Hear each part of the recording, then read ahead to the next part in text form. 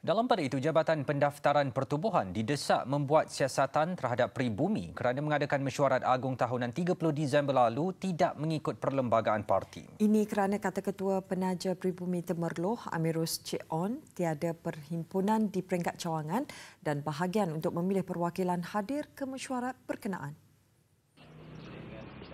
Berikutan itu, Pribumi Temerloh siang tadi membuat laporan kepada ROS di Putrajaya. Perwakilan bahagian belum dipilih di peringkat pemuda dan juga peringkat Seri Kandi.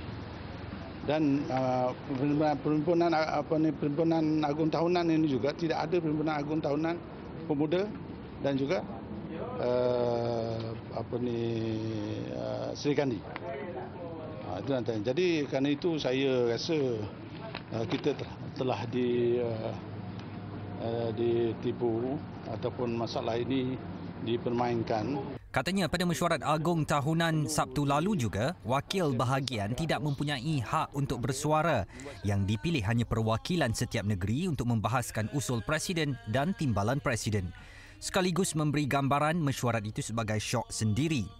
Katanya matlamat penubuhan parti itu adalah untuk kepentingan individu dan pimpinan tertinggi semata-mata dan tiada inisiatif untuk menyelesaikan kemelut dalaman parti. Dan menggunakan pentas Perhimpunan Agung untuk membalas dendam kesumat terhadap Perdana Menteri turut tidak boleh diterima. Sedangkan pribumi yang pada hakikatnya bergolak di peringkat bawahan memerlukan hala tujuan jelas dalam perjuangan. Saya rasa kecewalah dengan tidak adanya peluang untuk kita menyatakan apa masalah di bahagian. Usul-usul yang kita nak bawa tu tak boleh nak terjemahkan semasa Perhimpunan Agung tahunan. Dan kalau lihat sekarang ni Tun sendiri ada mengatakan bahawa matlamat untuk menumbangkan Najib. Kenapakah masih itu juga yang perlu digembar-gemburkan menumbangkan Najib? Sepatutnya mestilah diperkukuhkan dulu parti ini, PBM ni di peringkat akar umbi, bahagian dan cawangan misalnya. Dan isu-isu yang semasa yang perlu ditangani kalau sekiranya memerintah. Bukan dengan hanya kata-kata. Jadi kita nampak sini motif adalah motif balas dendam lah kepada saya kan.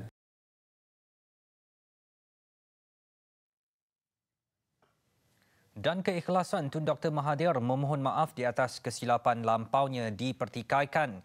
Menurut penasihat Suara Rakyat Malaysia Suaram, Dr. Kia Siong, tidak mustahil bekas Perdana Menteri itu akan membuat penafian di sebalik permintaan maafnya. Beliau beranggapan permintaan maaf Tun Dr. Mahathir itu masih samar, terutama membabitkan keputusan ketika era pentadbirannya yang memberi kesan kepada rakyat hari ini.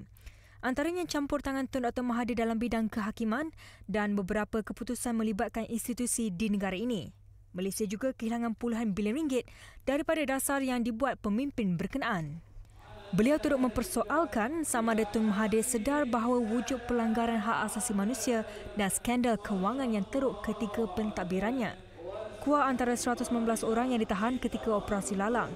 Ketika ops itu, Tun Mahathir masih lagi Perdana Menteri.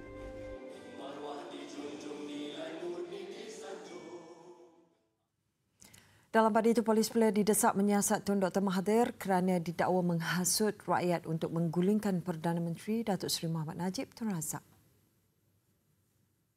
Kita telah mendapati daripada laporan-laporan media, termasuk portal-portal media, dan daripada laporan tersebut kita percaya dan kita yakin bahawa usaha dan juga perkara yang dibuat oleh Tun Mahathir ini amat berbahaya dan ia boleh mengganggu gugat keselamatan, keamanan serta kestabilan politik dan negara.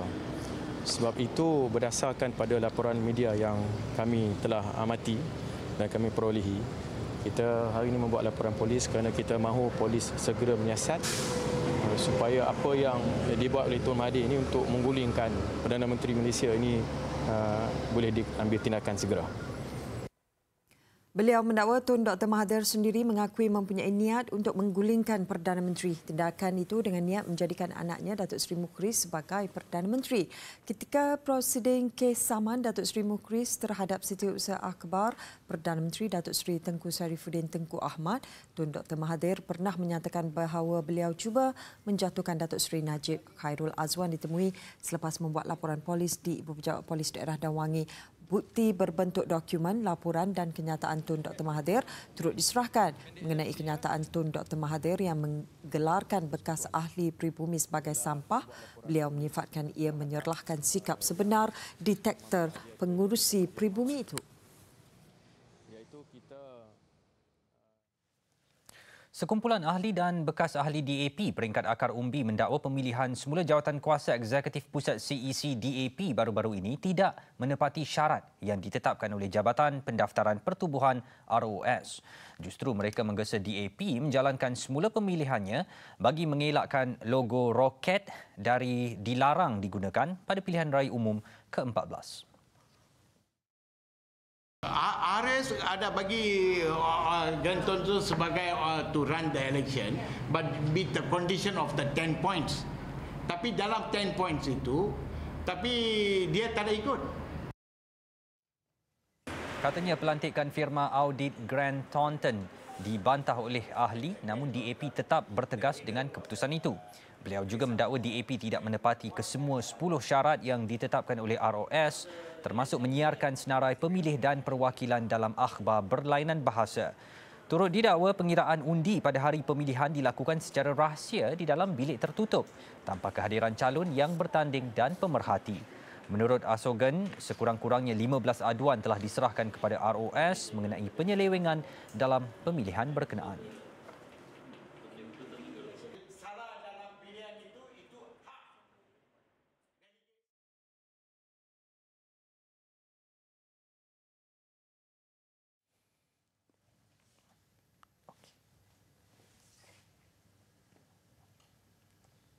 Tapi memang dia sengit, Ariel. Dia macam ke tepi sangat. Aku yang sengit ke?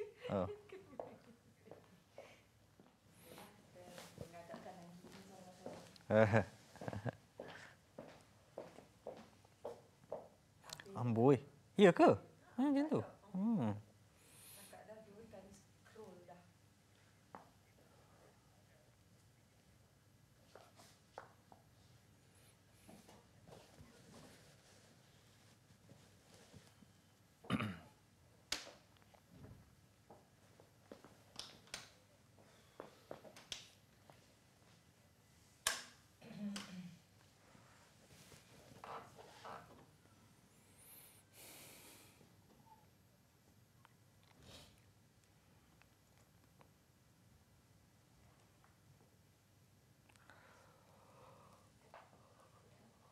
Okey.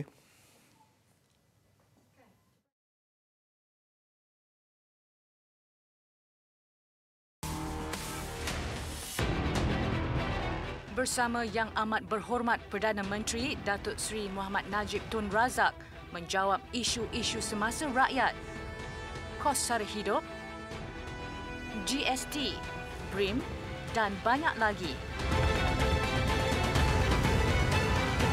Saya Azni Haji Nawawi akan bersama anda tentunya dalam satu program khas Bicara Empat Mata.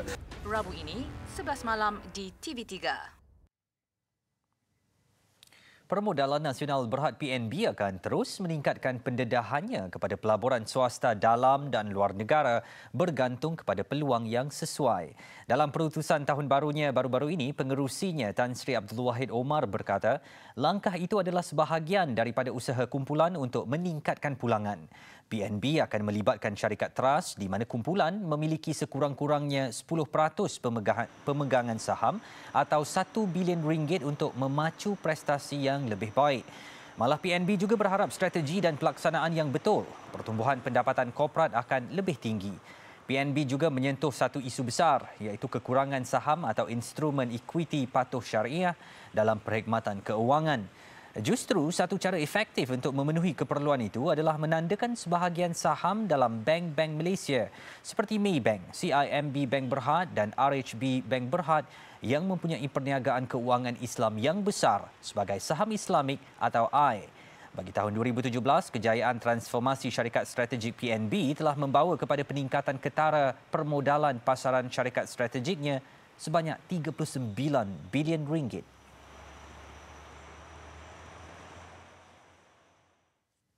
Sektor peruncitan domestik dijangka akan dipacu oleh sektor pelancongan tahun ini. Ia sejajar dengan strategi agresif negara untuk menarik lebih ramai pelancong luar negara ke Malaysia. Malah Persatuan Rantaian Peruncit Malaysia MRCA melihat sektor pelancongan mampu menjana ekonomi dengan lebih agresif dalam aktiviti peruncitan selain bergantung perbelanjaan 30 juta penduduk negara ini. One of the fastest way to pump in money into the whole economy is through tourism. And this is what even Europe and so many other countries, they find that this is something they wish to have it immediately, compared to even FDIs, it takes time. Tambah beliau, peningkatan trafik penumpang ke negara ini khususnya dari China dan India yang mempunyai penduduk lebih 1 bilion orang mampu merangsang aktiviti peruncitan tempatan. Ini dapat dilihat apabila mereka membeli belah di pasaraya tempatan selain limpahan positif dari sektor penginapan, pengangkutan dan sektor makanan serta minuman. Selain itu, strategi melebarkan pasaran produk ke persada global menerusi jualan dalam talian dalam zon perdagangan bebas digital DFTZ turut menaikkan sektor peruncitan. So you have the advantage of having both experiences. You look at the online and then if you like to have a physical experience, you go to the shops. So this will drive the retailers, the physical stores, to a next level. At the same time, those who are online, they also would like to have physical stores. You see, let's say you already have online, you have a physical store, you also build more confidence to your potential buyers. And this will also increase our traffic flow and your sales. Yang penting jelas Datuk Gary, dengan adanya sistem kemudahan bayaran seperti Alipay dan WeChat, ianya akan memudahkan transaksi urus niaga di kalangan pelancong tanpa bergantung kepada jualan daripada kedai fizikal sedia ada. Dakwaan terdapat hampir 4 juta orang pengundi POS dan sebahagian besar daripadanya anggota Ikatan Relawan Rakyat Rela akan mengundi pada pilihan raya umum ke-14 adalah tidak berasas. Suruhanjaya Pilihan Raya SPR berkata dakwaan itu berniat untuk mengelirukan rakyat. Dalam satu kenyataan, pengerusi SPR Tan Sri Muhammad Hashim Abdullah berkata, pemilih boleh mengundi secara pos dengan syarat mereka perlu tergolong di dalam salah satu daripada kategori yang ditetapkan oleh SPR. Undian pos hanya terbuka kepada anggota tentera dan polis yang tidak dapat hadir ketika hari pengundian. Manakala petugas media dan petugas pilihan raya yang bertugas di luar bahagian pilihan raya turut mendapat kemudahan yang sama. SPR juga mewartakan kategori tambahan pengundi pos melibatkan anggota keselamatan, kesihatan dan perkhidmatan yang bertugas pada hari mengundi yang tidak dapat meninggalkan tugas mereka pada hari berkenaan. Jumlah sebenar anggota yang terlibat dengan pengundian secara pos ini hanya dapat diketahui secara tepat setelah permohonan itu dibuka dan diterima. Dalam warta yang bertarikh 23 Oktober 2017, anggota sukarelawan simpanan polis Diraja Malaysia PVR yang diperaku oleh majikan perlu menjalankan tugas pada hari mengundi sahaja diberikan kemudahan terbabit. Mengenai saranan supaya SPR mengamalkan pengiraan undi awal pada hari sama selepas pengundian seperti mana yang dilakukan di negara lain, SPR berpandangan ia tidak praktikal kerana akan mempengaruhi pola pengundian pada hari mengundi. Malah ia juga dikhawatiri akan menggalakkan berlakunya situasi di luar kawalan terutama dalam aspek salah laku kempen dan keselamatan awam. Rebut peluang keemasan untuk pendidikan masa depan anak anda melalui insentif geran sepadan. Dengan setiap simpanan RM500, anda bakal menerima RM500 lagi secara percuma. Orang ramai khususnya ibu bapa murid tahun 1 hingga tahun 6 digesa merebut peluang mendapatkan insentif khas geran sepadan bernilai RM500. Ia berakhir 31 Disember depan, namun terhad kepada 500,000 pencarum terawal. Insentif ini boleh didapati dengan membuka akaun Skim Simpanan Pendidikan Nasional SSPNI atau SSPNI Plus atau membuat penambahan deposit dengan simpanan minimum RM500. Insentif yang diberikan ini peti-peti ingin mengajak ibu bapa di luar sana untuk segera menabung. GS 500 ini diberikan kepada ibu bapa yang membuat simpanan kepada anak-anak yang berumur antara 7 hingga 12 tahun pada tahun 2018 ini. Semoga dengan sedikit insentif yang diberikan oleh kerajaan ini, ibu bapa akan mula menabung dan meneruskan penabungan secara konsisten dengan SSPN 1 Malaysia agar sebagai persediaan untuk pendidikan tinggi anak-anak mereka nanti.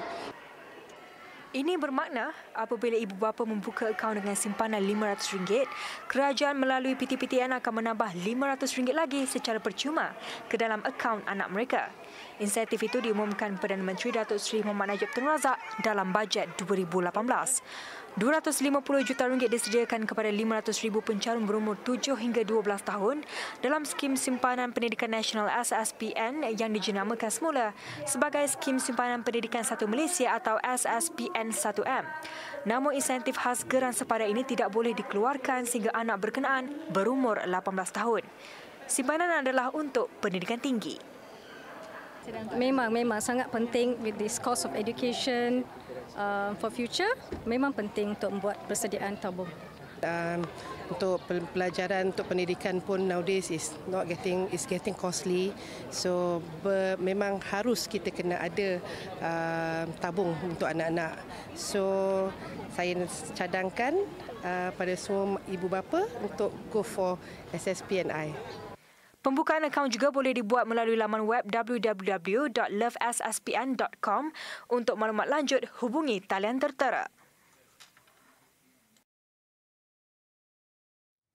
Sementara itu, dalam menyokong gaya hidup sihat, ibu bapa disaran menyediakan sarapan yang membantu perkembangan fizikal dan mental kanak-kanak. Menyedari objektif itu, Milo Malaysia mengambil inisiatif untuk menyebarkan mesej kebaikan bersarapan kepada ibu bapa. Van-van Milo yang ikonik ini antara yang memeriahkan hari pertama persekolahan sesi 2018. 35 buah sekolah bertuah dipilih Milo Malaysia untuk dikunjungi. Kita perlu sediakan sarapan yang solid, yang kompleks untuk anak-anak kita. Sebab ramai yang mengabaikan sarapan ini sebab mengharapkan anak-anak kita makan pada waktu rehat. Tetapi kita tak tahu sama ada anak kita makan betul ataupun tidak. Ataupun sedikit je dia makan tapi dalam fikiran dia nak main banyak. Jadi sediakan sarapan tu at least masa sebelum dia pergi ke sekolah tu, waktu pagi bersama dengan kita, kita nampak dia bersarapan. Jadi kalau dia sukakan sandwich, kalau dia sukakan nasi goreng, padankan dengan minuman yang berkhasiat macam Milo. InsyaAllah kita takkan risau lagi. Okey, saya selalunya sediakan sarapan pagi di rumah. Saya akan membekalkan juga sarapan pagi mereka untuk waktu rehat di sini. Saya cuma bagi mereka duit poket setiap hari Rabu untuk mereka belajar menggunakan duit. Macam tadika, masa tadika anak saya sekolah tadika dekat sini juga. And then breakfast tu tak banyak kami sediakan lah sebab pihak tadika akan sediakan breakfast lah. So kita bagi breakfast yang ringan macam minum air, minum susu itu sajalah. Tapi untuk bila darjah 1 ni kita dah tahu dah cikgu bagi tahu orientasi first day rehat pukul 9.30 macam tu dan dah ada gap 2 jam lah.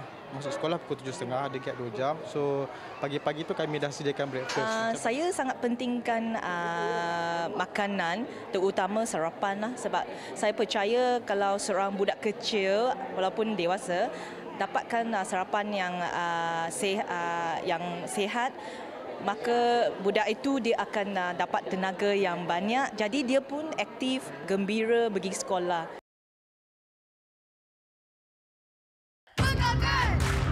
Pastikan mereka bertenaga. Bekalkan Milo. Mengandungi Active Go, gabungan protomok, vitamin dan mineral bagi tenaga untuk melangkah jauh.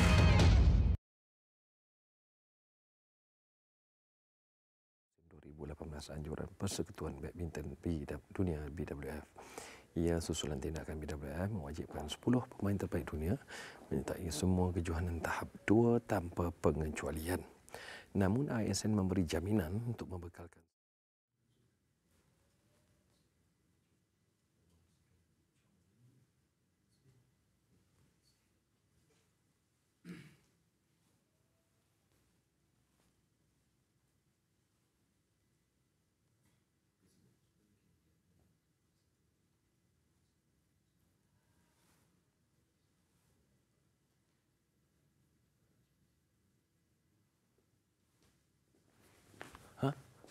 Apa?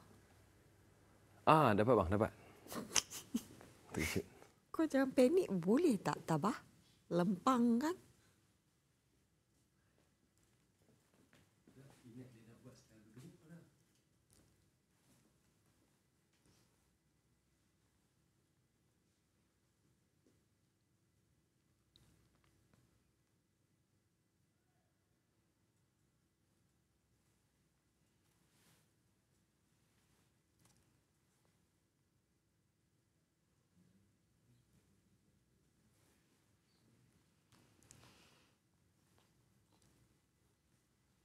Beralih ke laporan luar negara, rejim Tel Aviv terus mengatur langkah untuk mengukuhkan cengkamannya ke atas Baitul Maqdis.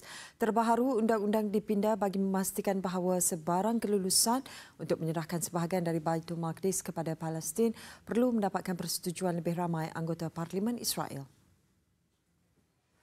Melalui pindaan kepada undang-undang sedia ada, persetujuan daripada 80 wakil Knesset diperlukan membabitkan sebarang cadangan untuk menyerahkan sebahagian daripada Baitul Maqdis kepada pihak asing. Ia berbanding 61 undi sebelum ini. Parlimen Israel terdiri daripada 120 anggota.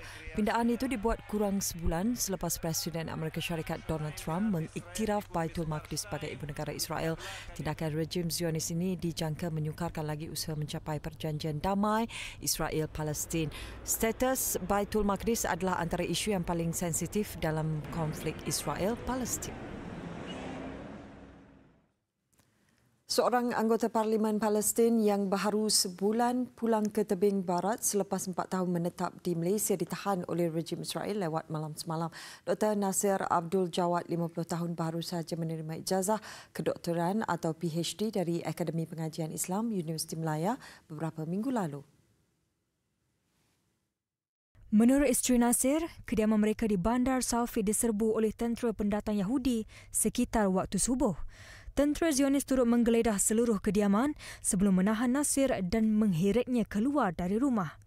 Ahli Parlimen Palestin itu pernah menghabiskan masa 15 tahun dalam penjara Israel akibat kegiatan aktivisnya. Ketika tempoh itu, beliau berjaya melengkapkan sebuah tesis dengan menggunakan telefon bimbit yang diseluduk masuk ke penjara, seterusnya menerima satu lagi ijazah PhD dari American University di Washington. Penangkapan terbaru itu menjadikan jumlah ahli Parlimen Palestin yang dipenjarakan kini 12 orang.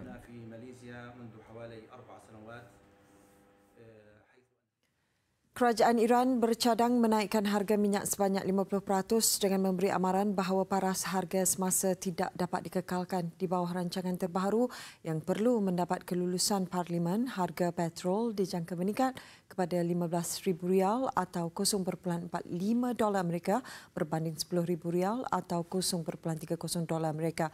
Dalam pada itu, tunjuk perasaan yang tercetus di Iran sejak 6 hari lalu berpunca daripada kegagalan pemimpin Iran meningkatkan prestasi ekonomi negara. Kadar pengangguran antara Mac dan Jun 2017 berada di tahap 12.6%. Penduduk kecewa dengan kerajaan yang gagal merancangkan pertumbuhan ekonomi, mewujudkan peluang pekerjaan dan mengawal peningkatan harga barangan makanan. Setakat ini 21 orang dilaporkan maut susulan kerusuhan. Sementara kira-kira 100 lagi penunjuk perasaan ditahan di Tehran.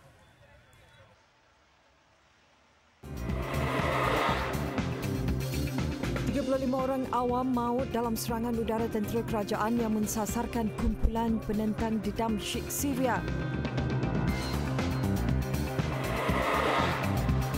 Kediaman orang awam dan sebuah sekolah turut rentung berikutan kebakaran kilang arak di Daulah Kamerun. Pendatang haram sanggup menghadapi cuaca sejuk di pergunungan Alps untuk merentasi sempadan ke Itali dan Perancis. Maharaja Akihito bersama Maharani Michiko menyampaikan ucapan tahun baharu di Imperial Palace Jepun. Serta mempamerkan kehebatan jentera terbang masing-masing dalam pertandingan Birdman di Hainan, China.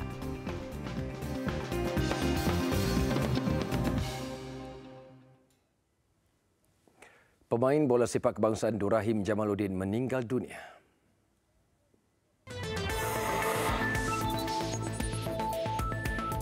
Juga ASN tingkat bantuan buat Datuk Lee Chong Wei harungi musim padat 2018. Laporannya dalam segmen sukan. Sekejap saja lagi.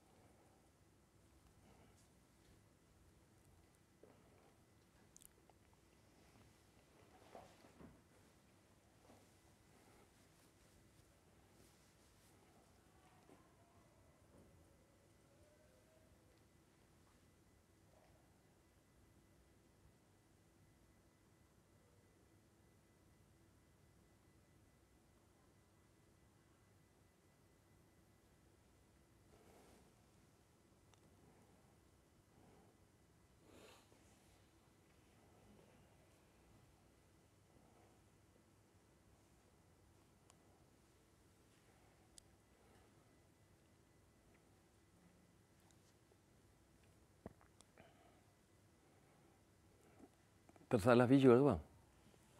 Oh ya ke?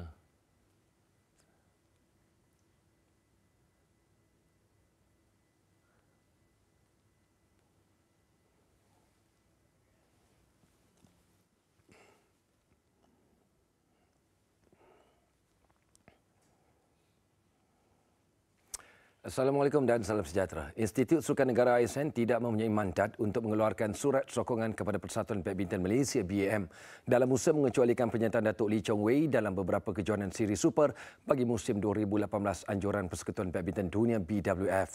Ia susulan tindakan BWF mewajibkan 10 pemain terbaik dunia menyertai semua kejohanan tahap 2 tanpa pengecualian.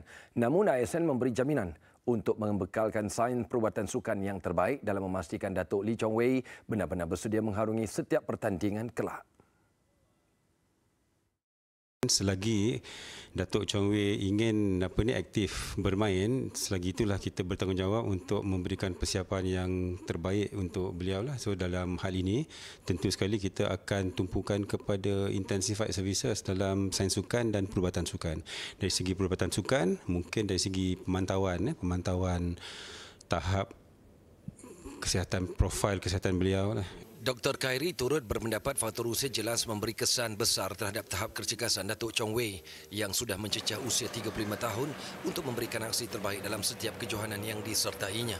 Scientifically of course, sebab apabila pemain pemain semakin berusia, dari segi keperluan untuk mencapai peak performance berbeza, tetapi seperti kita lihat beliau masih number 2 which is very high. Cuma requirement dari segi saintifiknya, requirement Datuk Chong Wei untuk maintain peak performance beliau berbanding dengan Axelsen yang berusia 23 tahun, the requirement is different. Tahun 2018 dianggap musim paling sibuk buat Datuk Chong Wei menerusi jadual padat kejohanan anjuran BWF serta tamasya sukan luar lain.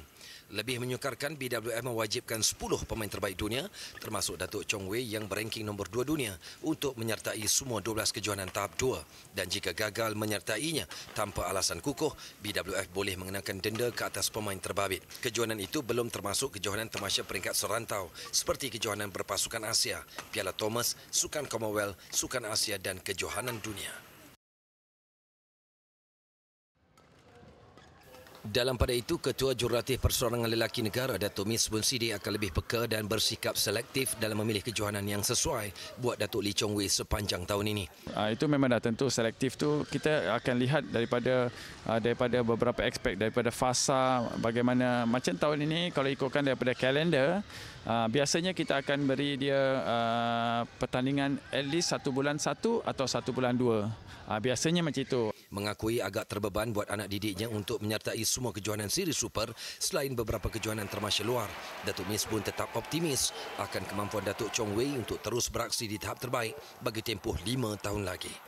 Pengalaman dia dengan kederat dia dan sebagainya, hanya umur saja melebihi diri dia, melebihi dia. Tetapi dalaman dia saya tengok masih lapar seperti dulu. Kemudian tenaga dia masih tidak goyah.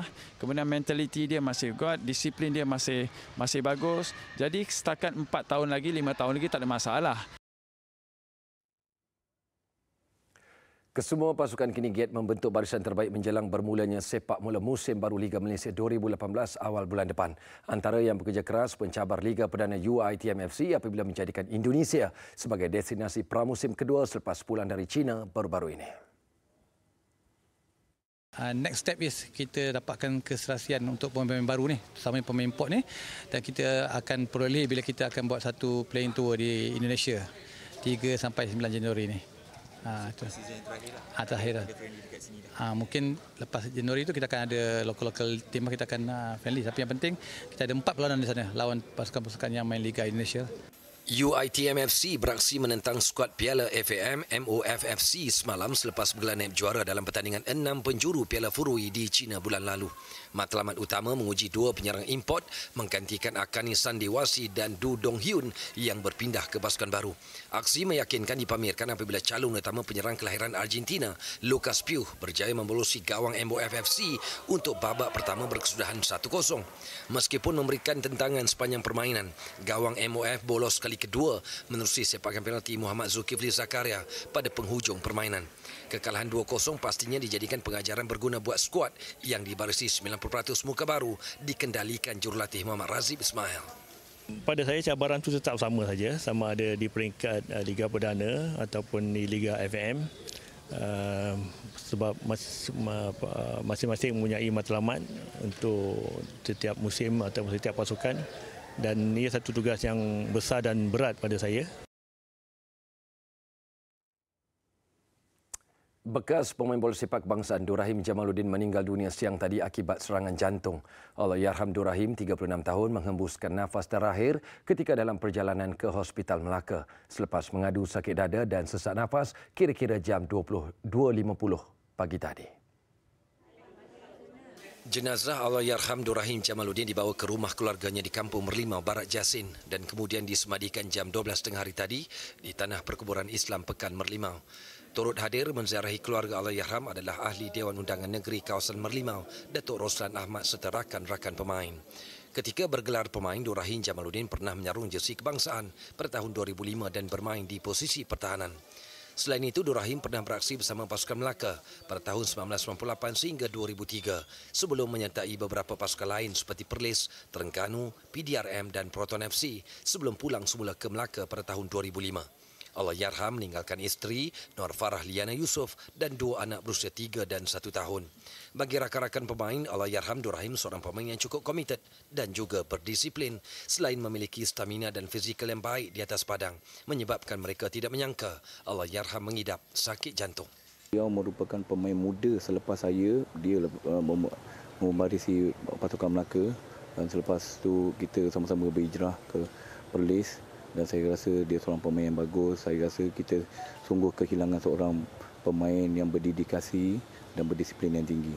Saya sama dengan beliau daripada zaman sekolah di Akademik Bola Sepak. Lepas tu ke zaman skuad pelapis dan zaman skuad utama pasukan negeri Melaka, dan sama-sama dengan beliau. Saya rasa satu kehilangan besar lah untuk Melaka lah, pasal dia ada bakat yang bagus.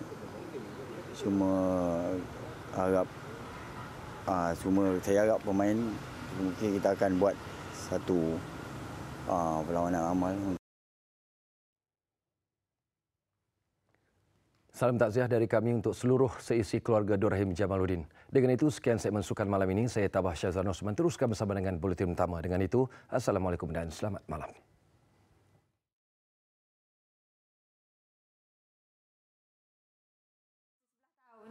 Berapa tahun dah aku dengar dia kata dia nak berlari lah, apalah. Beza tu. Yalah, skrip betul. Cerita dia tak nampak cantik lah. Dia tak habis baca. Dia baca sikit.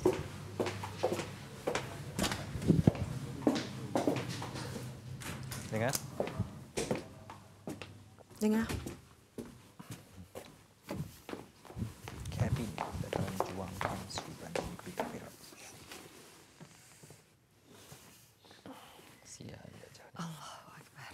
Gajah mati. Satu je.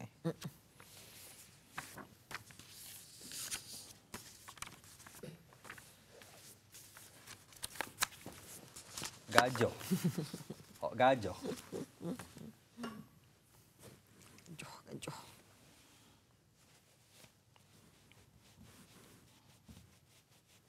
Adik last para tu pihak tu, nanti kan adik tu kan kakak ingatkan je. Pihak boleh tak?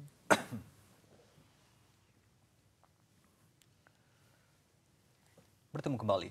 Seekor gajah betina seberat kira-kira 2 tan mati dipercayai terkena renjatan elektrik di sebuah kabin berhampiran dataran juang Kem Sri Banding Gerik Perak siang tadi. Timbalan Pengarah Jabatan Perlindungan Hidupan Liar dan Taman Negara Perkhidmatan Perak, Wan Syaharudin Wan Nordin berkata, pejabat Perkhidmatan Gerik menerima panggilan pada 7.30 pagi tadi mengenai kematian seekor gajah betina disyaki terkena renjatan elektrik.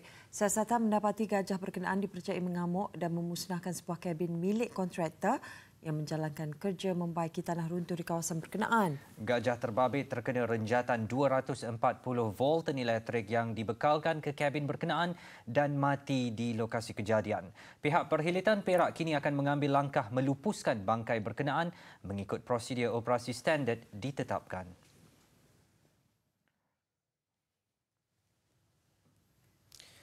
Terus dapatkan laporan berita terkini dan terperinci bersama kami di TV3. Dan bermula minggu ini, Buletin Pagi Sabtu dan Ahad akan ke udara pada waktu siaran baharu jam 9 pagi. Jadi pastikan temu janji anda tepat jam 9 pagi setiap hari bersama kami.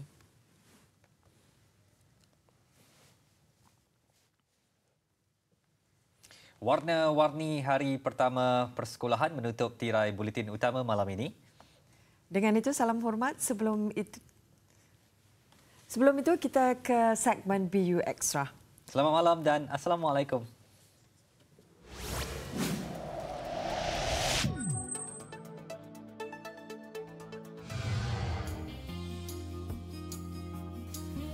Menyedari keperluan nutrisi di dalam badan tidak dapat dipenuhi akibat gaya hidup yang tidak sihat. Pengeluar produk kecantikan dan kesihatan V Asia menawarkan formula istimewa Platinum Drink. Produk minuman kesihatan pilihan ramai ini diadun dengan herba asli terpilih untuk membantu memelihara kesihatan secara menyeluruh selain meningkatkan kecergasan dan membekalkan tenaga berpanjangan.